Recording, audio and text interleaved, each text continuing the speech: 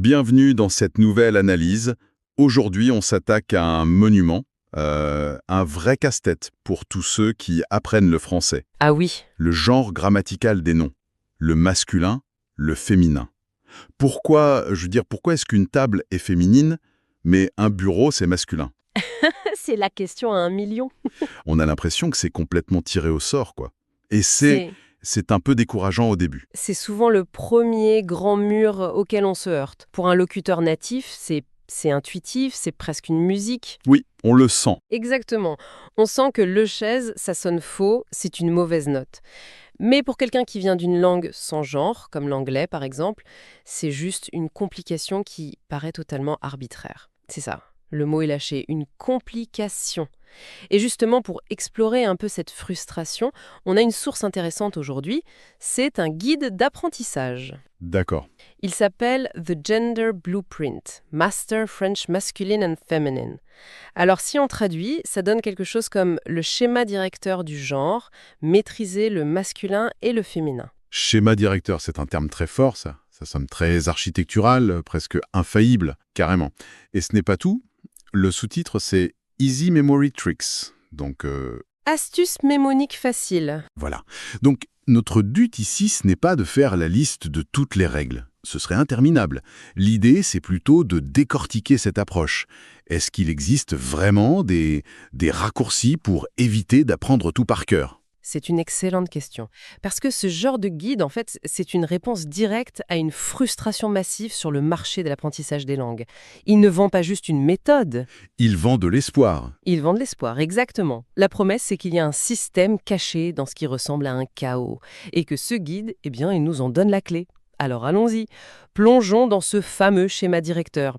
Sans surprise, la première partie, elle aborde la méthode la plus classique, les terminaisons des mots, oui, la base. On retrouve les grands classiques, hein, les mots en tion, en sion, en naison, ils sont presque toujours féminins. La nation, la vision, la saison. Bon, jusque-là ça va, c'est une base solide. C'est la première étape logique, d'un point de vue cognitif, c'est une stratégie pour compresser l'information. Comment ça, hein? Au lieu d'apprendre des milliers de mots un par un, on apprend une dizaine de règles, on passe d'un problème de mémoire brute à un problème de reconnaissance de forme. Et pour ça, notre cerveau est bien plus efficace. Oui, mais c'est là que ça se complique. On se sent en confiance et puis on tombe sur la terminaison qui sème le trouble. Le fameux âge. Exactement. Le guide nous dit bien sûr que les mots en âge sont surtout masculins. Le garage, le courage, le voyage. Classique. Sauf que, juste après, on a la liste d'exceptions. La page, la cage, la rage, l'image, la plage. Et là, on se dit, est-ce que ça aide vraiment? On remplace un problème, mémoriser chaque mot, par un autre, mémoriser chaque exception. Vous mettez le doigt sur la limite de beaucoup de méthodes.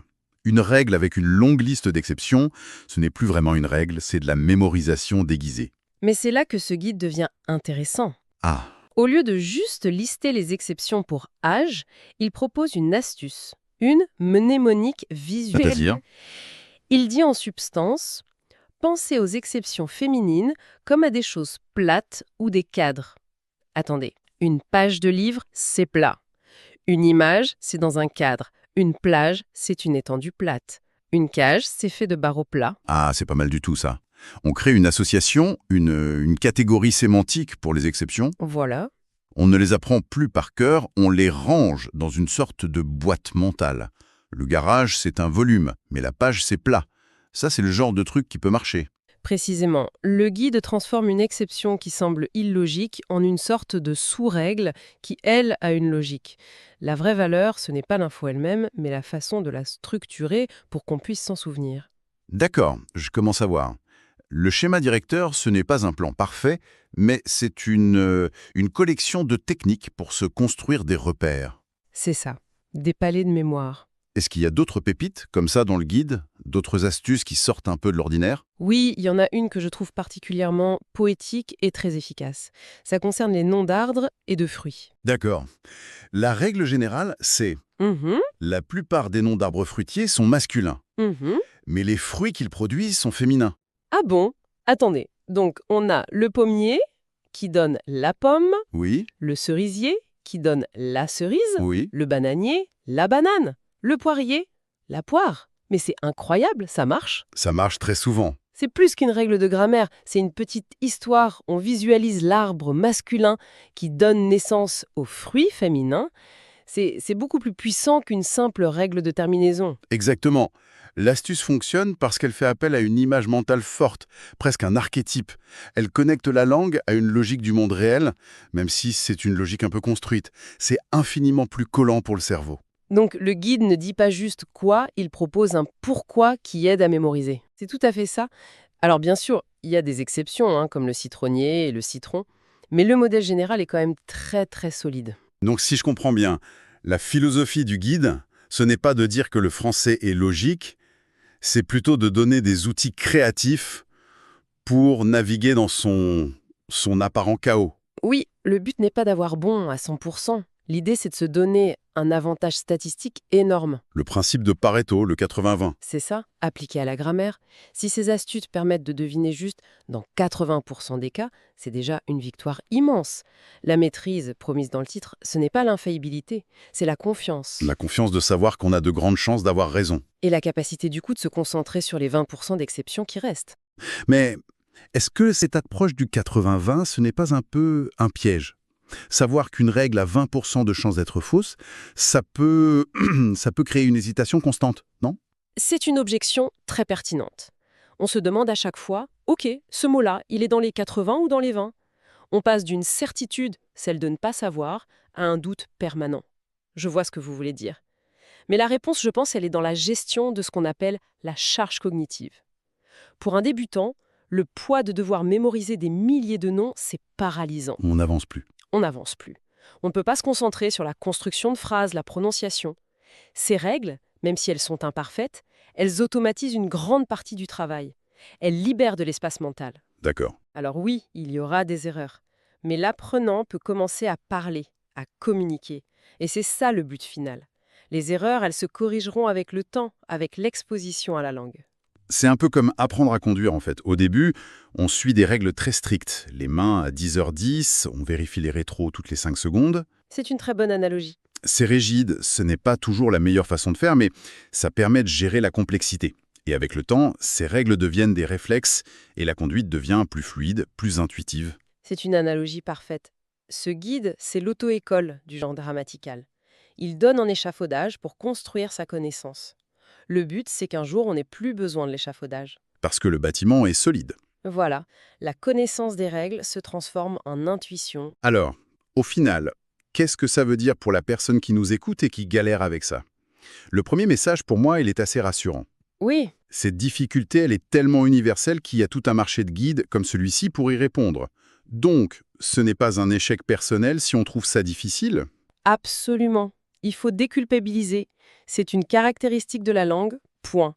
L'approche la plus saine, c'est d'être stratégique, d'utiliser ces outils pour ce qu'ils sont, des accélérateurs. On s'en sert pour bâtir une base de confiance. Exactement. Pour reconnaître les grands schémas de la langue et surtout pour oser parler. Et quand on fait une erreur, quand on tombe sur une exception, il ne faut pas le voir comme un échec de la règle. Mais plutôt comme... Comme une occasion d'apprendre quelque chose de spécifique sur ce mot-là, de noter son caractère unique. En somme, ce gender blueprint, ce n'est peut-être pas le plan infaillible d'un bâtiment terminé. Non. Mais c'est plutôt une excellente notice de montage pour un meuble IKEA très très complexe. J'adore cette image. C'est exactement ça. Les instructions sont pas toujours parfaites, mais sans elles, on resterait paralysé devant un tas de planches et de vis. C'est ça. Et le but, ce n'est pas d'admirer la notice, c'est de s'asseoir dans le fauteuil une fois qu'il est monté. Le but, c'est la communication. Voilà. En dépensant moins d'énergie à se demander c'est le ou là, on peut enfin se concentrer sur ce qu'on a envie de dire. Donc si on fait une petite synthèse, on est parti du titre un peu marketing de ce guide pour découvrir une leçon assez profonde sur l'apprentissage. Oui, tout à fait. Face à une montagne d'infos comme le genre en français, la stratégie, ce n'est pas tant la mémorisation brute que la recherche de systèmes, de modèles, d'histoires, même s'ils sont imparfaits. C'est l'approche pragmatique qui débloque tout. Le perfectionnisme, c'est souvent le pire ennemi de celui qui apprend une langue. Il faut accepter l'imperfection pour avancer. Exactement. Et pour aller un peu plus loin, j'aimerais proposer une dernière pensée, une question un peu en suspens. Je vous écoute. On a vu que ces astuces, ce sont des outils intellectuels, analytiques. Mais le genre en français, ce n'est pas juste une étiquette. C'est c'est tissé dans la mélodie même de la langue. Ça régit l'accord des adjectifs, des pronoms. Oui, c'est vrai. La grande voiture verte n'a pas du tout la même musique que le grand camion vert. Le genre, ça sculpte le son de la phrase. Tout à fait. Et la question que je me pose, c'est celle-ci.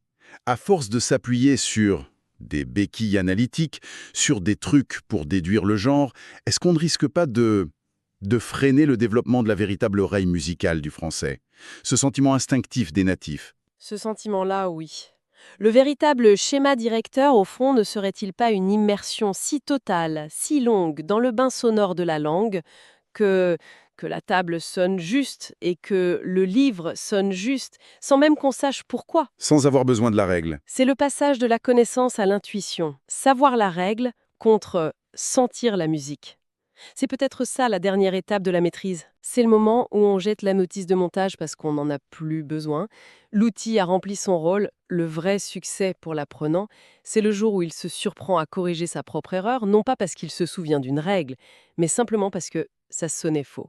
C'est là que la langue, elle commence vraiment à vivre en nous.